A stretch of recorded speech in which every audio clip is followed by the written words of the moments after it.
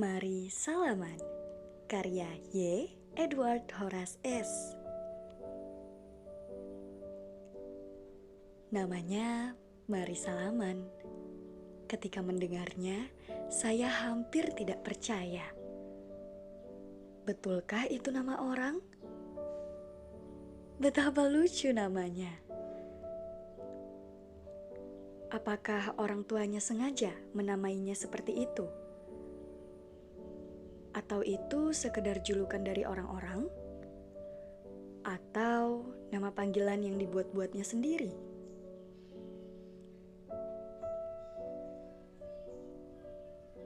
Nama itu pertama kali ia sebut setelah selesai menurunkan barang-barang pindahannya yang begitu banyak sehingga perlu diangkut satu truk besar selama 5 kali perjalanan pergi pulang dari tempat tinggal asalnya ke rumah di sebelah saya. Perkenalkan Pak, nama saya Mari Salaman. Katanya sambil menundukkan kepala. Ia menyodorkan tangan kanannya. Saya membalas dengan membungkukkan badan. Seketika, ia tarik kembali tangannya. Maaf Pak, apa ada yang salah? Ia bertanya. Sepertinya agak tersinggung, karena tangan yang disodorkannya saya biarkan begitu saja. Oh, tidak ada yang salah, Pak. Di desa kami, kebiasaan untuk menghormati orang terwujud dengan membungkukkan badan, tidak bersalaman. Oleh karena itu, saya agak aneh. Mengapa ia menyodorkan tangannya tadi? Oh, begitu Pak. Saya kira Bapak tidak menyalami saya karena Bapak marah. Di desa saya dulu, kami selalu bersalaman ketika pertama kali mengenalkan diri. Saya mengambil napas panjang, lalu saya membalikkan badan.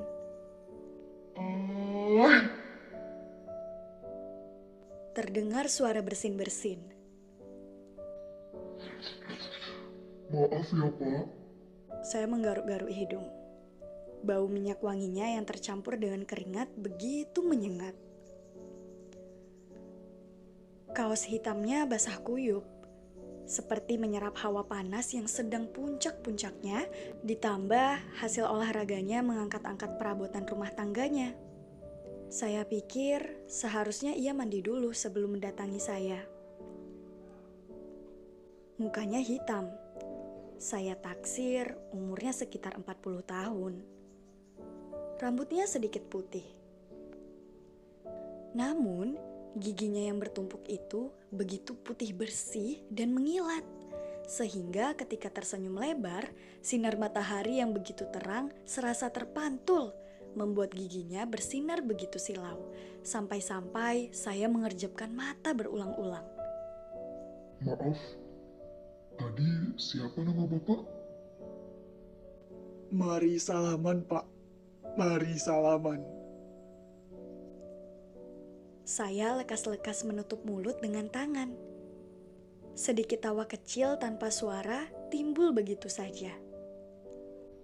Oh, Pak Mari Salaman ya? Salam kenal. Saya Sulepret.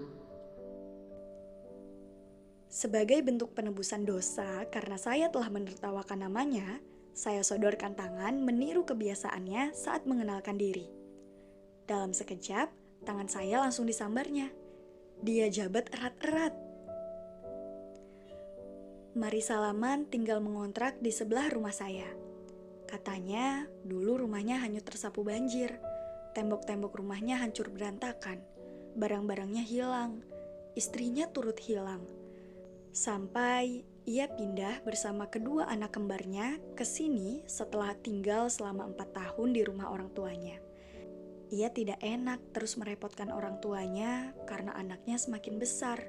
Istrinya belum juga ditemukan. Barang-barang pindahannya yang memenuhi rumah barunya ini, semuanya adalah barang baru, pemberian orang tuanya sebagai bentuk penghiburan untuk dukanya. Anehnya, setiap saya bercakap dengannya, Tidak sekalipun tampak raut wajah menyedihkan dari seorang suami yang kehilangan istri. Apakah orang tuanya berhasil menghapus pilunya? Atau ia sudah tidak mencintai istrinya sehingga kehilangannya dianggap lalu begitu saja? Atau ia hanya berpura-pura kuat agar tetap tegar terlihat di depan kedua anak perempuannya yang masih 4 tahun itu? Kesedihan tidak boleh berlama-lama, Pak. Hidup harus terus berjalan. Bila saya sedih, kasihan kedua anak saya.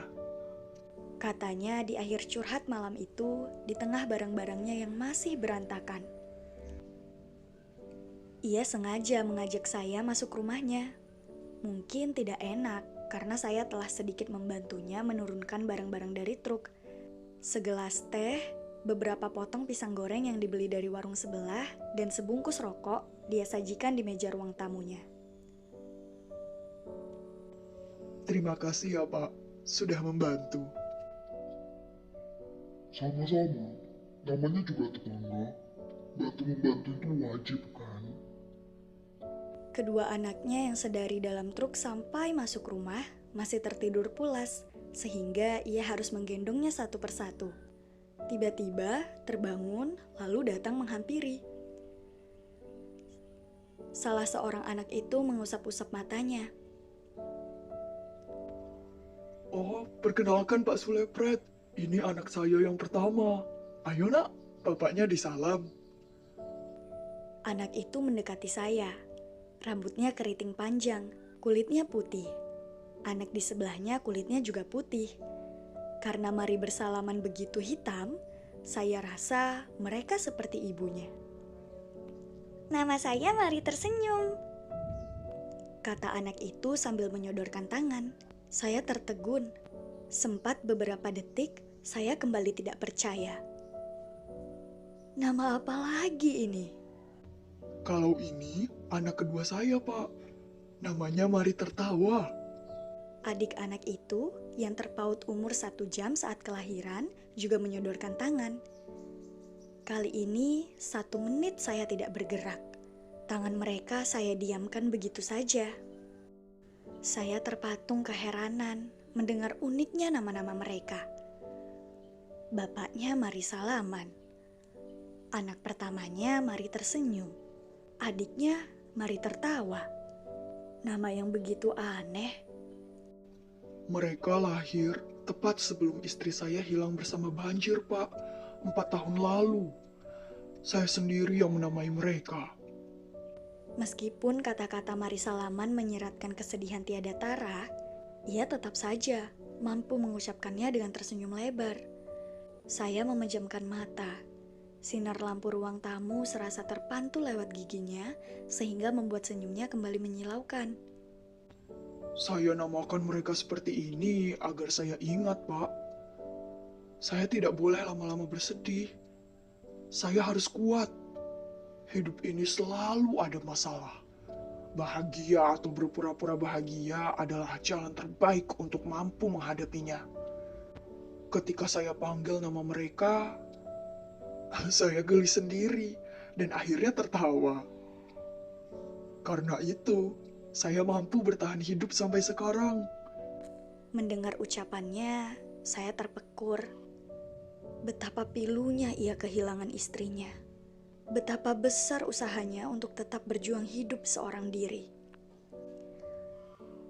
Karena istrinya belum ditemukan meninggal, ia masih berharap bisa bertemu istrinya hidup-hidup. Sampai-sampai ia memilih tidak menikah dan membesarkan kedua anaknya sendiri. Saya ceritakan kisah ini kepada istri saya. Saya pikir ia akan simpati dan mungkin mengirimkan kue enak buatan tangannya itu ke Mari Salaman sebagai bentuk sambutan hangat. Tetapi ia hanya cemberut, menekuk muka seolah-olah mengabaikan ucapan saya. Sungguh berbeda dengan Mari Salaman dan anaknya yang selalu tersenyum.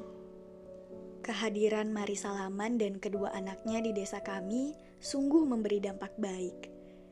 Sebagai orang baru, sehari setelah selesai benar ia merapikan seluruh barangnya, ia mendatangi rumah warga satu demi satu. Disalaminya mereka dengan begitu ramah dan warga sepertinya membalas pula salamannya. Terbukti, ketika pertemuan seluruh warga di balai desa, para warga tidak sungkan saling bersalaman, meniru kebiasaan mari salaman. Walaupun membungkukkan badan tetap dilakukan. Anak-anak mari salaman, mari tersenyum dan mari tertawa, mudah berbaur dengan anak-anak warga. Mereka bermain-main di halaman balai desa sambil tersenyum kegirangan dan tertawa terbahak-bahak. Ketika temannya jatuh, mereka tersenyum. Ketika temannya diejek, mereka tertawa. Ya, begitulah betapa indahnya kehidupan anak-anak yang mudah bahagia tanpa membawa perasaan, tidak seperti orang dewasa. Hanya tertawaan dan senyuman yang menyelimuti hidup kedua anak itu. Sepertinya mereka mulai lupa akan derita kehilangan ibunya. Para bapak, termasuk saya dan Mari Salaman, menggelar rapat pertemuan membahas program dan kegiatan desa ke depan. Beberapa ibu saling berbincang di salah satu ruang. Sesekali terdengar gelak tawa ibu-ibu yang entah membicarakan apa. Ibu-ibu kalau sudah ngomong memang selalu asyik. Namun, istri saya tetap saja cemberut. Sepulang rapat, ia masih menekuk muka. Senyum dong, Bu. Kata saya sesampainya di rumah sembari tersenyum. Ia tidak menjawab. Kenapa, Bu? Sini, mana dompetmu? Buat apa? Katamu, kamu mau saya senyum? Sini, mana dompetmu? Saya melemparkan dompet bersama senyum saya yang mulai hilang dari wajah. Begini seharusnya.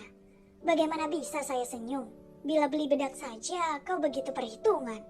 Sementara kau ingin saya selalu cantik setiap menyambutmu pulang kerja. Bagaimana bisa saya cantik dengan sikapmu itu? Dompetmu lebih ramah daripada semua senyummu. Saya terdiam. Tiba-tiba, saya lupa bagaimana caranya tersenyum.